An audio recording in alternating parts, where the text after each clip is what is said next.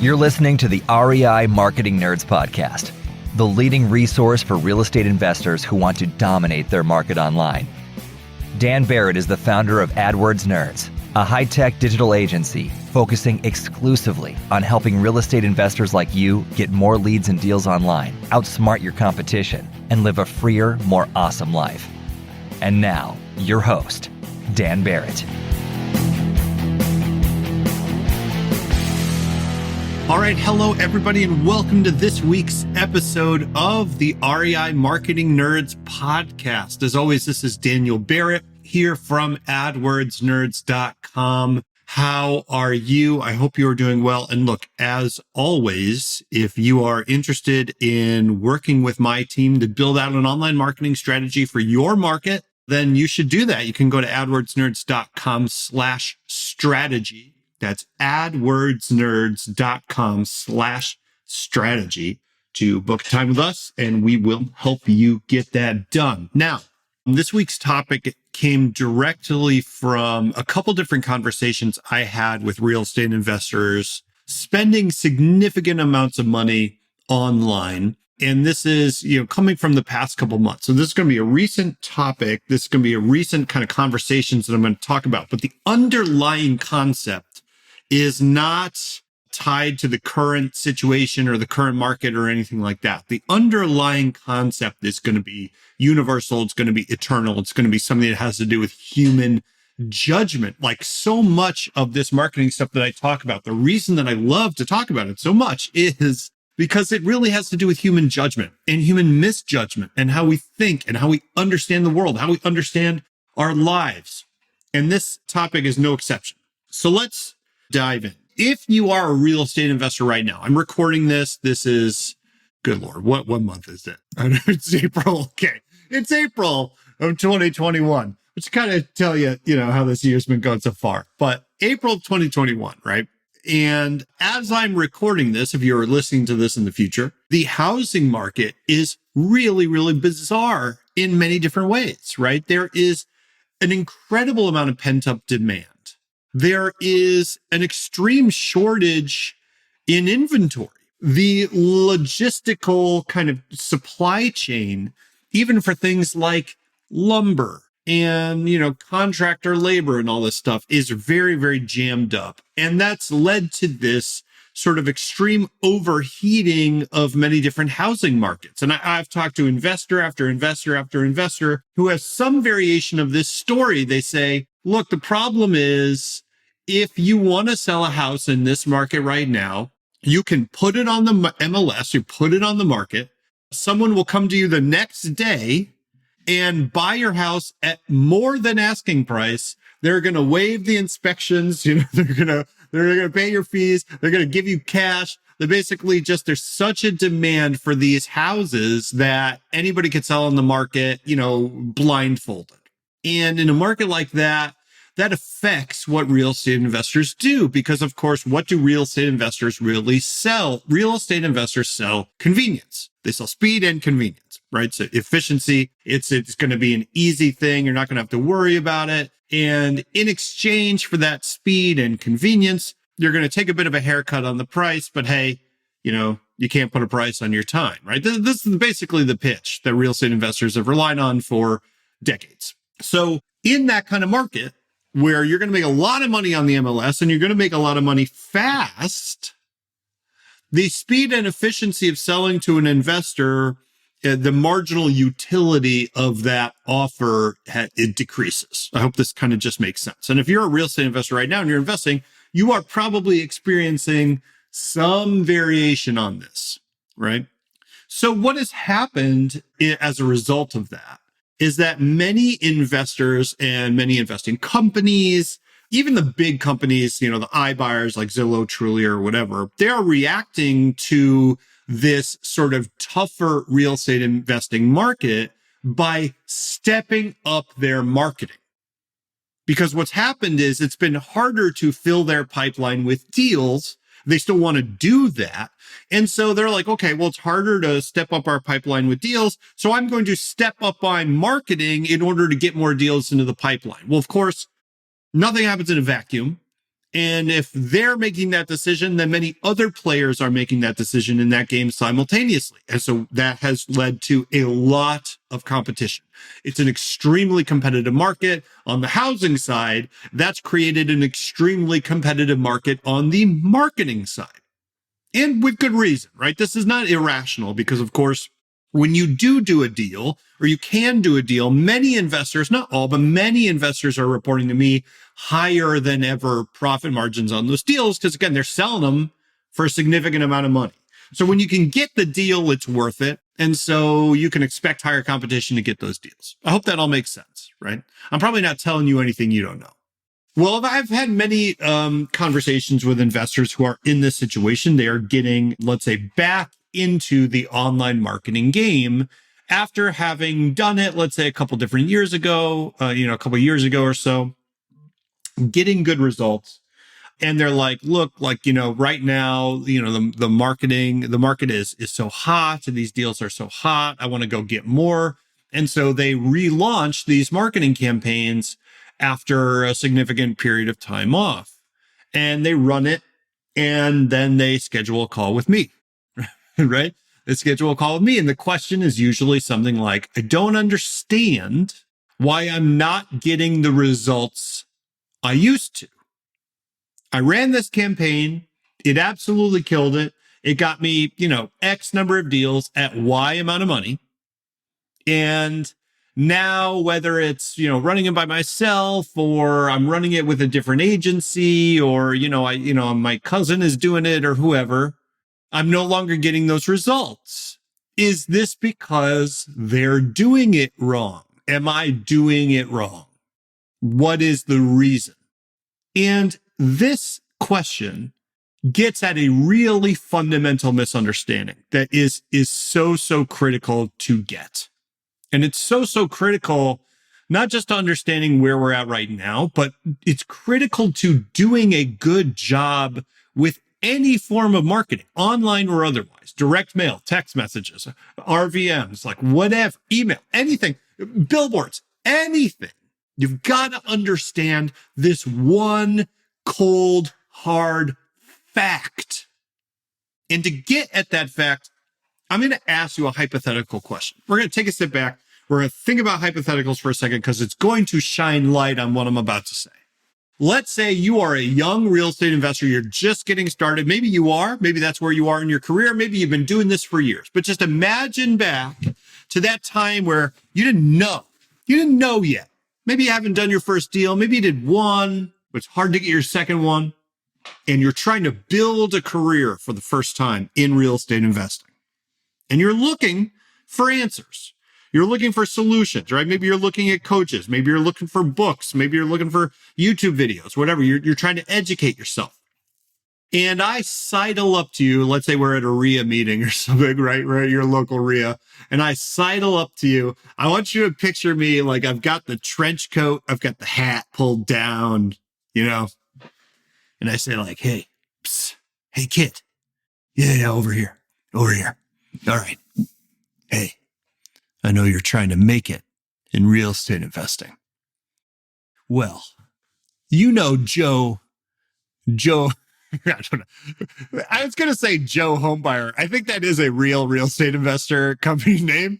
So I'm trying to think of like an anonymous name for a local bigwig. Okay, so like a Joe Bigwig from our market, right? Yeah, Joe Bigwig's the most successful real estate investor in our market. He does hundreds of deals a year. He's super successful. He drives a fancy car. He's got a yacht. He's got the big house. Well, you want to be like him, right? Well, I've got a deal for you. For only $1,000, I will give you a list of every single house that Joe Bigwig ever bought. Yep, that's right. A complete roadmap to what made Joe Bigwig the biggest investor in our market, what made him successful, every single deal in this document. I will give it to you for $1,000. All you got to do is do exactly what he did, and you'll get exactly where he is. What do you say? So that's hypothetical. I'm going to give you a document. I'm going to sell it to you. Every single deal that the biggest investor in your market did, a complete roadmap to what made them successful. How valuable is that document to you? Well, the answer is not particularly valuable. Probably not worth $1,000. Now, if we say why, because of course, this person, this Joe Bigwig, really did become the most successful investor in your market. Why isn't that list of deals valuable to you? The answer is, well, of course, it's not just what houses he bought that matters. For example, are those houses for sale now? And not only is it important to understand whether or not they're for sale, you need to understand the price at which he bought them. What is the price of those properties now? If it isn't the same, then that's going to change how valuable that deal is. And then, of course, you have to understand not just whether or not those houses are even for sale, and not just the price at which Joe Bigwig bought those houses, but also you need to understand at what price was he able to sell them and to whom. Just because he was able to sell those houses at a significant profit based on his market at the time doesn't mean you will be able to sell those properties at the same price. And what do all of these objections have in common? Well, they have in common the exact same thing that my investor friends who are asking me, hey, I ran this Google Ads campaign, or I ran this Facebook campaign a couple years ago, and then I turned it back on and it's not performing. What am I doing wrong? They are forgetting the same thing that all those objections have in common, which is time. Time. You don't live in a vacuum. You don't market in a vacuum. You don't buy and sell houses in a vacuum. We exist, to get spacey and philosophical, in a stream of time. And over any given period of time, our market, the housing market, or if you want to add a layer to it, the online marketing market, changes a lot. A lot. People come into the market and leave the market. Housing prices go up and down. Inventory goes up and down. Buyer's market, seller's market, bull market, bear market. Want to find motivated seller leads online, but don't know where to start? Download our free Motivated Seller Keyword Report today. AdWords nerds have spent over $5 million this year researching the most profitable keywords for finding motivated seller leads. And you can grab these exact keywords when you download our report at www.adwordsnerds.com/keywords. Warren Buffett has a wonderful quote. I can't remember if it's actually Warren Buffett or Charlie Munger, but they have a wonderful quote where they said, if past performance was indicative of future performance, the Fortune 500 would consist entirely of librarians. But it doesn't. It doesn't. Just because something worked in the past doesn't mean it will work today. That is a huge misunderstanding, and it is a huge cause of deep error and sadness and frustration and anxiety. So one of the things I always say about AdWords Nerds, the agency that I run, right, is that we are the best. I truly believe this, the best in the world at finding motivated seller leads online for investors. We are the best in the world at that, at what we do. And it's a narrow range, right? But we're the best at it. But we're the best not because I know exactly what's going to work every time, because I don't, and I can't. And anybody that says that they do is kind of full of it. We are the best in the world because we have a systematic method of revising our approach based on the data that we are seeing. It isn't that we understand what's going to happen, because we can't, because time is always moving forward and things are always changing. I don't know what the housing market's going to do tomorrow, and neither do you. Right? How many people really predicted 2008? Not many. Some did. But did you know to listen to those people versus the people that said everything was going to be fine? I certainly didn't. And the fact that I couldn't predict that stuff in the past is a pretty good indicator to me that I probably can't predict that stuff in the future. I don't bet. I don't bet on the future. What I do is build a system that will help me adapt to the present. In any case, the reason that these people were having such difficulty relaunching their online marketing campaigns, it's not because their online marketing campaign was broken now or because the person that was managing it was doing a bad job. It's a different market. And in fact, I went back and pulled these numbers for a different client. National average conversion rate, the percentage of people that contacted an investor after landing on their website, national average conversion rate in January of 2020, so pre-COVID, was around 6%. In December of 2020, it was around 1.5%. Is that a very different market? Yes, it is. Do you have to price everything very differently? Yes, you do. Do you have to have a completely different strategy in order to make it work? Yes, you do. It's a little bit like people who say, hey, I made a lot of money in the stock market over the last 3 years. Yeah, you know who made a lot of money in the stock market over the last 3 years? Literally everyone. Because the market's been up. So, the only thing I want you to take away from this is that we have to remember that when we do anything, when we invest in marketing, when we buy a house, when we sell a house, when we do anything in our business, we don't operate in a vacuum, but we operate inside the stream of time. And therefore, what worked in the past is not guaranteed to work in the future. And past performance is no indicator of future performance. I hope that makes sense, because to me, this has been a very important lesson that I have had to learn the hard way over and over and over again. And if I can pass that on to you and save you some money and get you some deals, I'm happy to do so.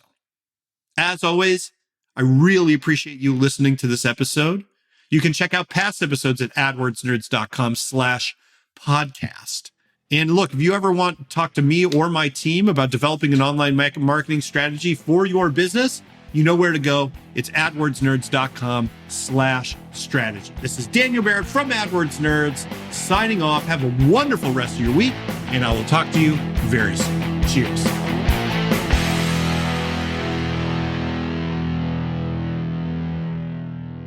This is the podcastfactory.com.